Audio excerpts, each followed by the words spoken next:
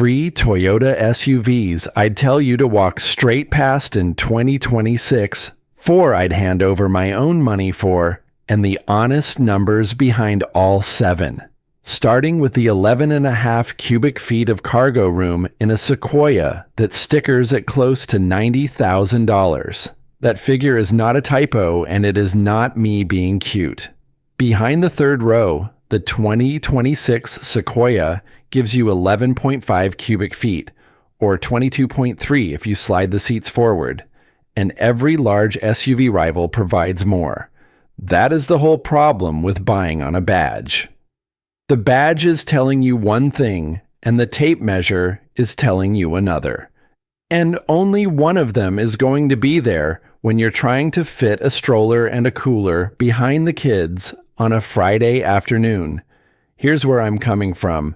I've had more Toyota drivetrains on a stand than I could give you a straight number for, and I've spent the last 2 years reading recall documents on one particular engine family the way other people read the sports page.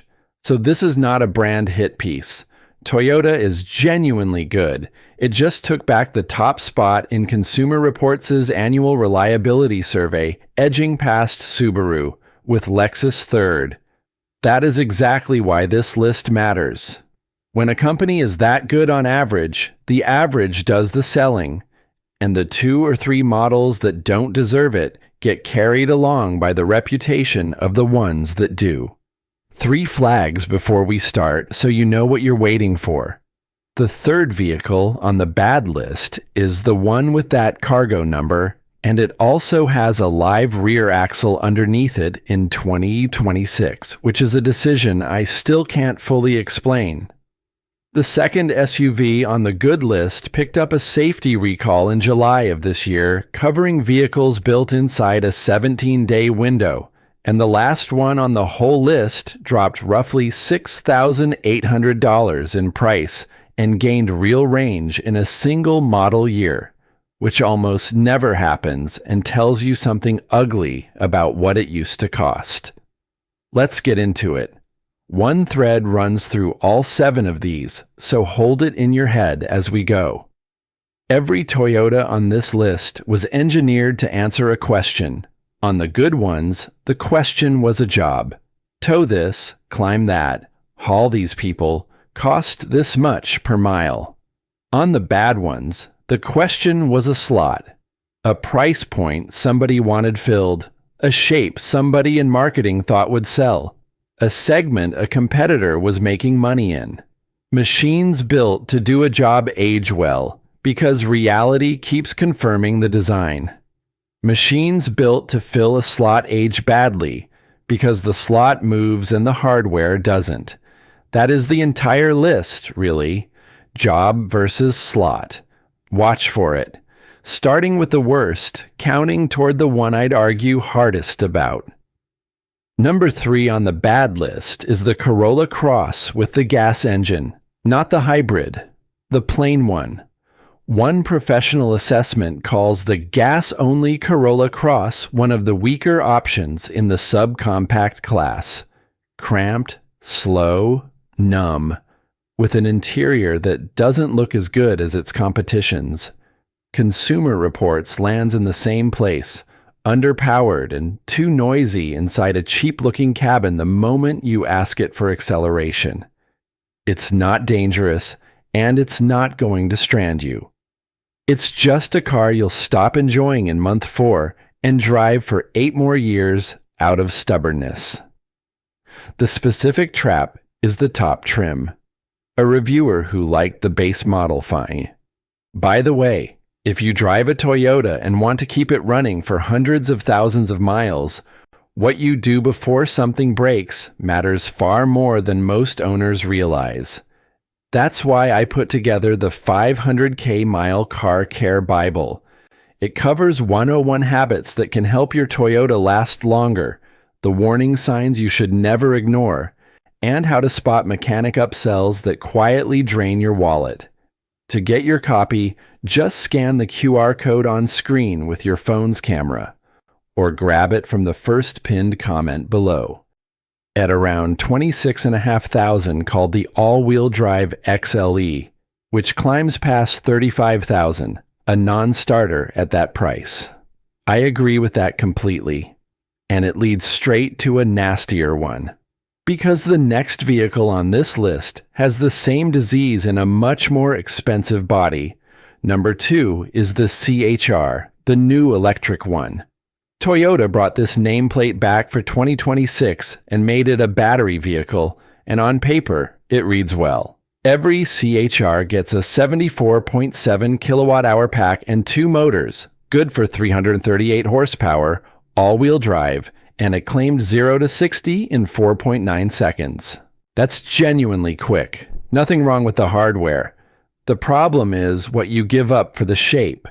The EPA rates it at up to 287 miles on the standard 18-inch wheels, dropping to 273 if you take the 20s. And that's the honest catch nobody puts in the brochure. Bigger wheels look better and cost you range every time on every electric vehicle. It's rotating mass and a wider contact patch, and there's no software fix for physics. Now the money. The CHR runs $38,450 for the SE and $4,450 for the XSE, including destination. One reviewer put a loaded one at about $43,000, noted that a comparably loaded Toyota BZ costs $47,300 and a Tesla Model Y Premium around $49,000. And concluded both of those are genuinely worth the extra money because they're more usable day to day. That is a brutal thing to say about a brand new car. It gets worse.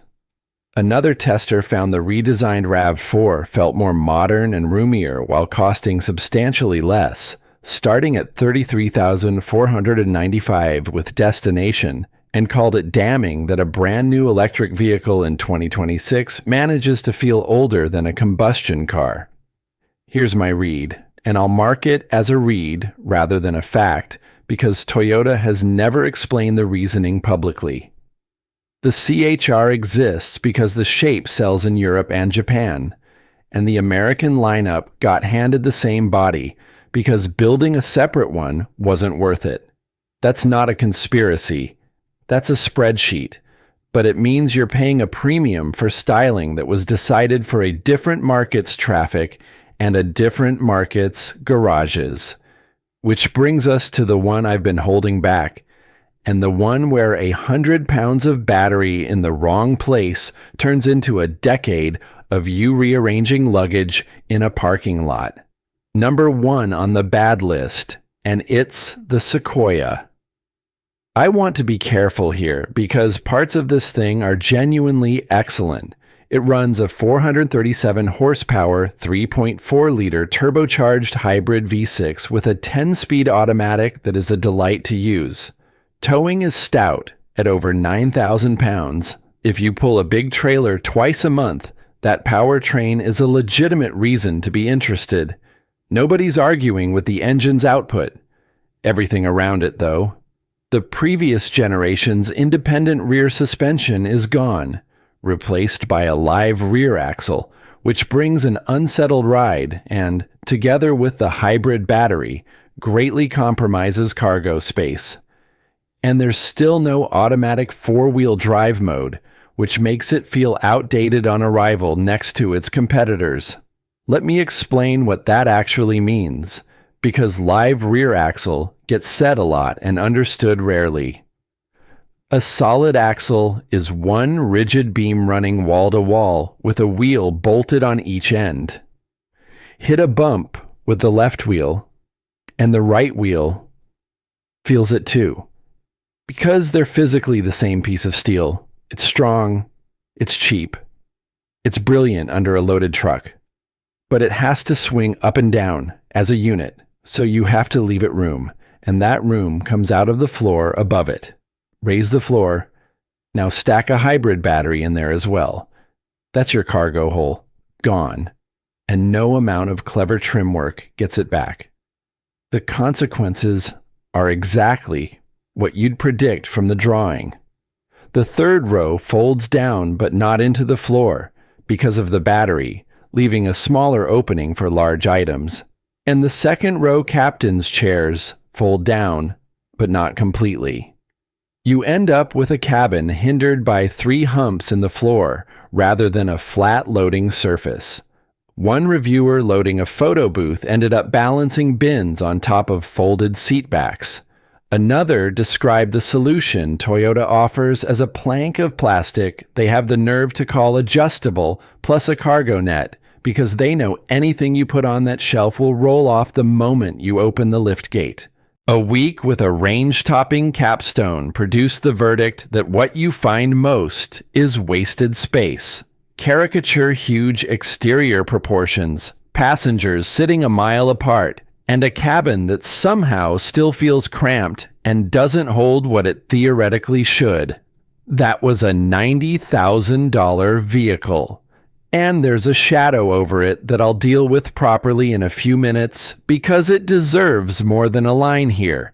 The engine family under the Sequoia's hood shares its architecture with an engine that Toyota has now recalled 3 separate times for the same defect.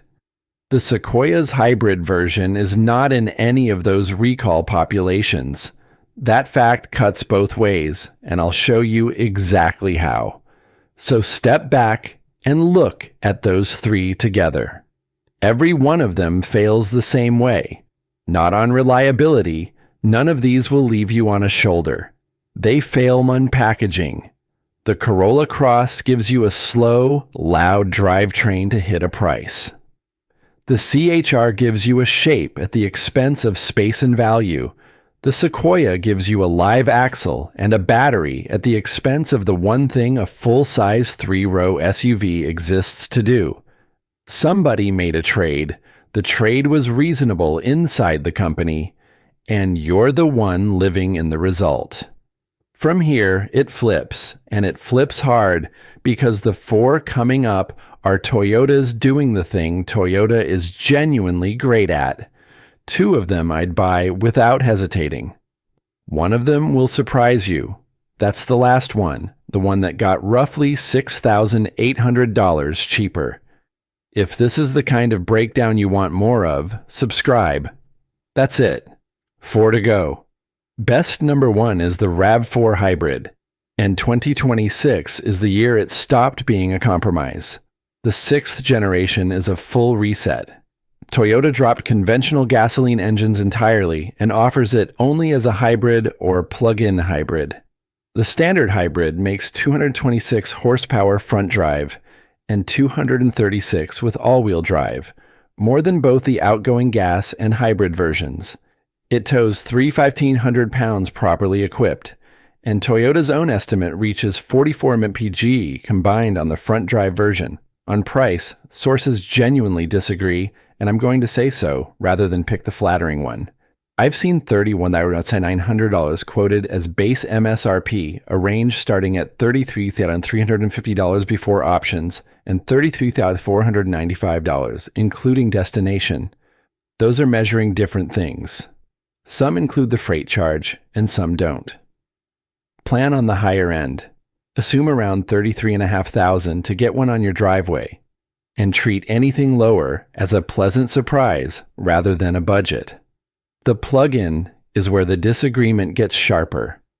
I've seen its combined output quoted at 320 horsepower and at 324, and electric range at 50 miles and at 52. Take the conservative number in both cases. If 50 miles of electric range doesn't cover your commute, 52 won't save you.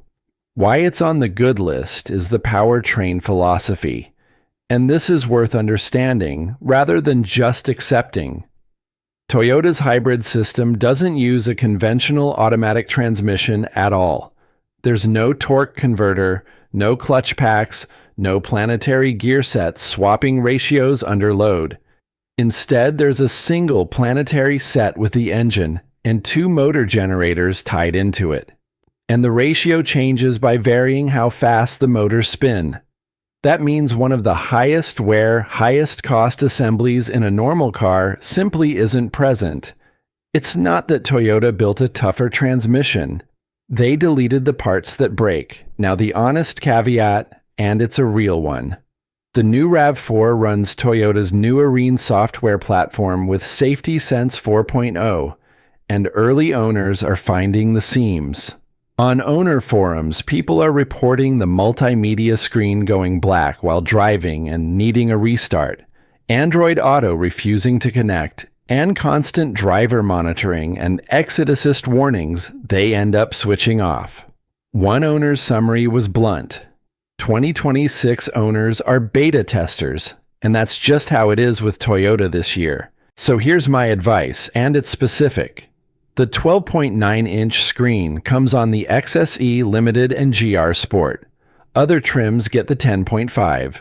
Take the smaller screen. Fewer functions get routed through glass, more of them stay on buttons. And you own less of the software surface that's currently misbehaving. That's not being a Luddite. That's buying the version with fewer things that can go wrong. The next one is Toyota's most reliable 3-row this year, and it's also the one with a fresh recall on the paperwork. Both of those are true at once. Best number 2, the Grand Highlander. Consumer Reports name the Grand Highlander Hybrid the most reliable vehicle in its category this year. Not pretty good, best in class. And unlike a lot of awards, that one's built on owner survey data rather than a week with a press car.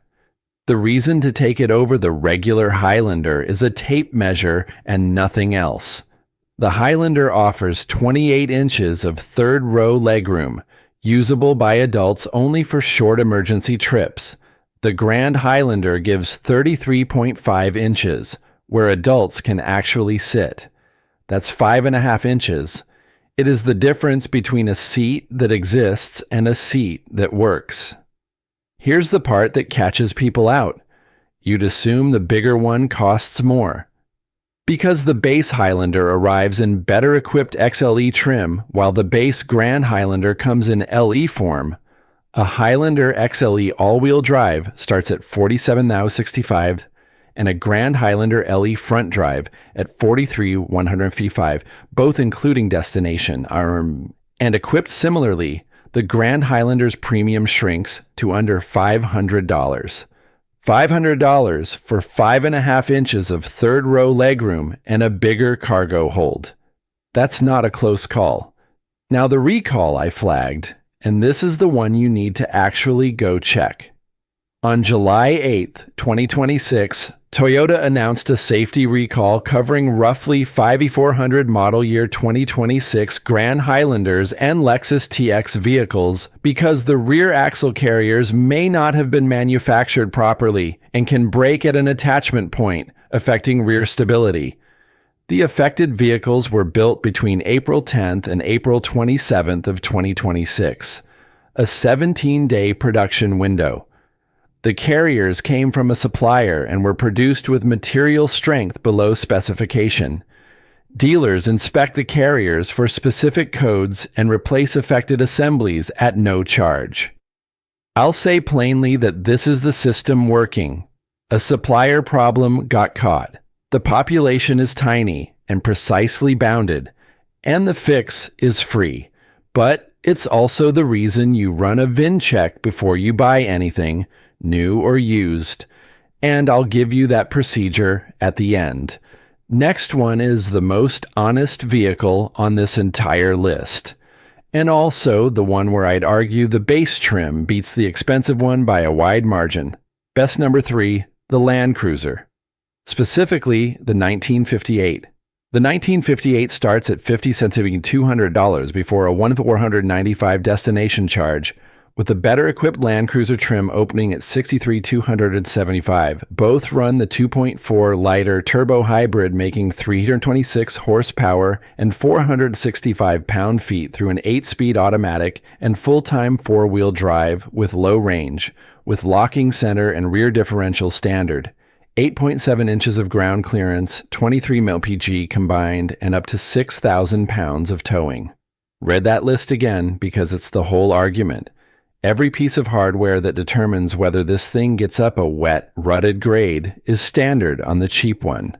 Low range, both lockers, the disconnecting front stabilizer bar, One assessment called the 1958 the strongest value in the lineup, precisely because it focuses on hardware rather than comfort features. You are not buying capability when you move up a trim, you're buying upholstery. That torque number is the one that matters more than the horsepower, and here's why. An electric motor makes its full twisting effort from a standstill, which is exactly the condition you're in when a wheel is against a rock at walking pace. A turbocharged engine on its own is the opposite. It needs revs to build boost, and revs are what you don't want when you're crawling. Bolting a motor into that driveline fills in precisely the hole a turbo leaves. Toyota didn't put a hybrid in here to save fuel. They put it in because it makes a better low-speed climber. Two honest problems. Cargo runs 46.2 cubic feet behind the second row, and the floor is raised to accommodate the hybrid battery, which limits vertical storage. Though I'll flag that another source lists roughly 37.5 cubic feet behind the second row, and I can't tell you which measuring standard each one used. Assume the smaller figure, and you won't be disappointed.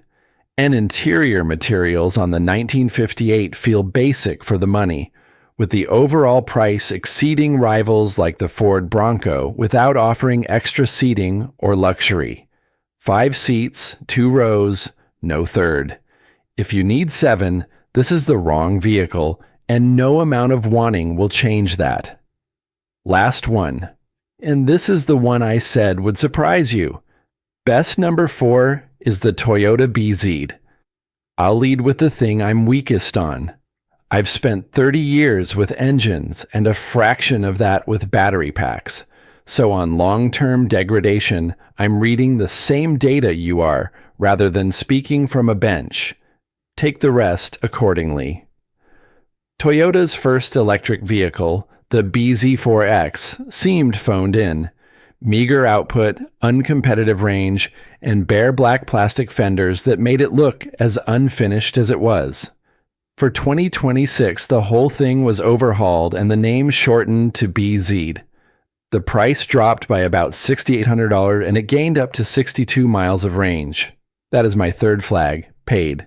Where it lands now, $36,350 to start, up to 314 miles of range, native NACS charging, and up to 338 horsepower. Everyone comes standard with a 150 kilowatt peak DC charge rate, a heat pump, and the native Tesla charge port. Independent testing got 331 real-world miles out of the front drive version, a car that beat its own EPA figure, which is rare enough to mention.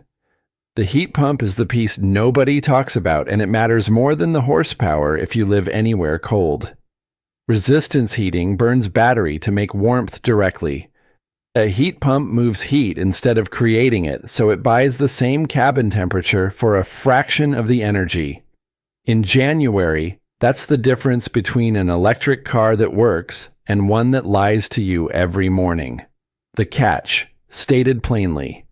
The fast charging peak trails some rivals, the driving is unengaging, and the styling is forgettable.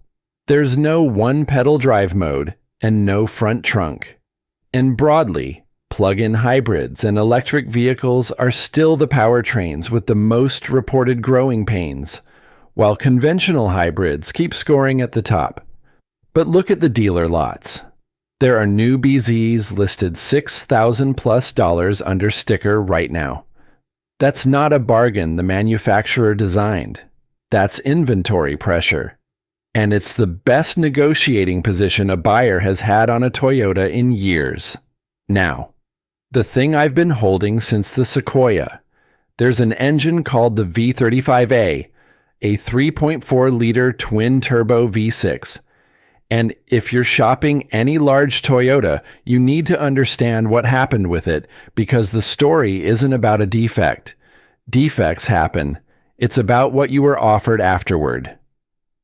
Toyota has issued 3 separate recalls for the same underlying problem: microscopic machining debris left inside the engine at the factory that can destroy the number 1 main bearing. More than 270,000 trucks and SUVs are affected, and over 70,000 engines have already been replaced. The first wave in 2024 covered roughly 102,000 vehicles. The second, on November 6, 2025, added about 126,691 more and extended into model years that weren't previously included. Here's the sentence you should read twice, and it's Toyota's own. On the third recall, the company stated that the engines involved were produced using additional controls for removing manufacturing debris, and that even after those additional controls, the remaining debris could be sufficient to damage the number one main bearing. So they found the problem.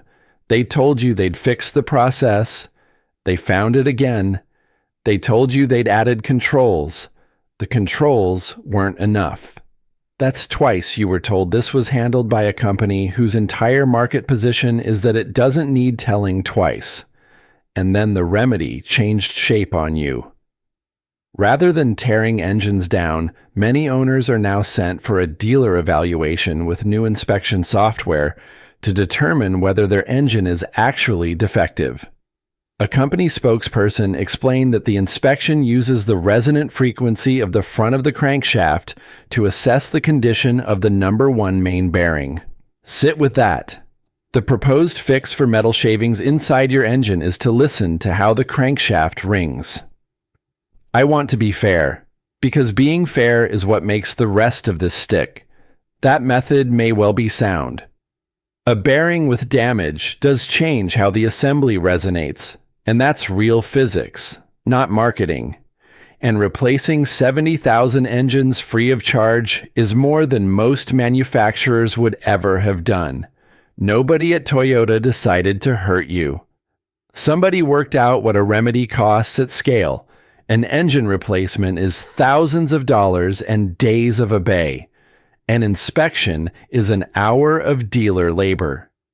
When the population runs into six figures, that difference decides policy.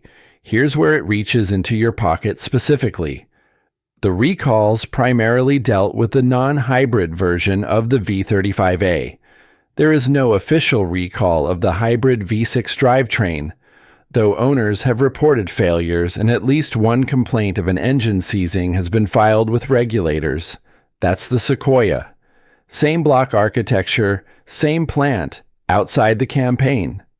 Outside those VIN ranges, the same failure leaves an owner facing a repair bill north of $20,000.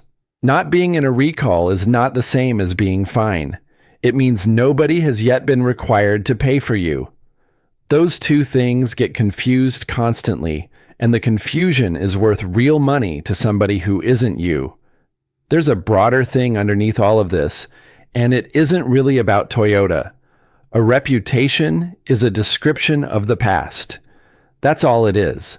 It's an average of thousands of machines that were designed by people who have since retired, built in plants that have since retooled, using processes that have since been changed to save money somewhere you'll never see. When you buy on reputation, you are buying a statistic and hoping the specific object in front of you is near the middle of it. Judgment is different, and judgment is a skill you can actually build. It's looking at a raised cargo floor and understanding there's a battery under it. It's reading 5.5 inches of third-row legroom instead of a trim name. It's noticing that the cheap Land Cruiser has the same lockers as the expensive one and asking what exactly the extra $6,000 buys. None of that requires you to be a mechanic. It requires you to look at the thing rather than the story about the thing. The people who get taken are almost never the ones who know nothing. They're the ones who knew one true fact: this brand is reliable, and let it stand in for looking. A true fact used as a substitute for judgment will cost you more than ignorance ever did, because ignorance at least makes you cautious. So here's the whole list in order, and then the procedure. Avoid the gas Corolla Cross, especially in loaded all-wheel drive form where it climbs past 35,000. Take the hybrid or take a RAV4. Avoid the CHR unless the shape is genuinely worth thousands to you, because the BZ and the RAV4 both beat it on value and space. And think very hard about the Sequoia unless towing is your entire reason for buying, because 11.5 cubic feet behind the third row is not a family vehicle no matter what the doors say. On the good side, the RAV4 Hybrid in a trim with a smaller screen at somewhere around $33,500 out the door. The Grand Highlander, which beats its smaller sibling on legroom, cargo, and price at similar equipment. The Land Cruiser 1958 because the capability is all standard and the money above it buys leather. And the BZ, which quietly became a serious vehicle and is sitting on lots right now with real discounts on the hood. Now the procedure. 4 steps, run it on whatever you're actually considering. First, take the VIN, not the model, the VIN, and check it at the Federal Recall database before you sign anything. That's free, and it takes 90 seconds. Second, look up the specific trim's real numbers. Cargo behind the row you'll actually use, third row legroom in inches, tow rating for that exact configuration, not the brochure's best case. Third, multiply your genuine annual mileage by the fuel economy difference between the versions you're deciding between at the price fuel actually is where you live, and see how many years it takes to repay the upgrade. If that number is longer than you keep vehicles, the cheaper one wins, and it isn't close. Fourth, if the salesperson answers any of the first 3 with the word reliable instead of a number, that's your signal to slow the entire thing down. Run that, and here's what happens. Nothing. No recall letter you didn't already know about. No moment 3 years in where you discover the floor's too high for the thing you bought it to carry. No $20,000 surprise.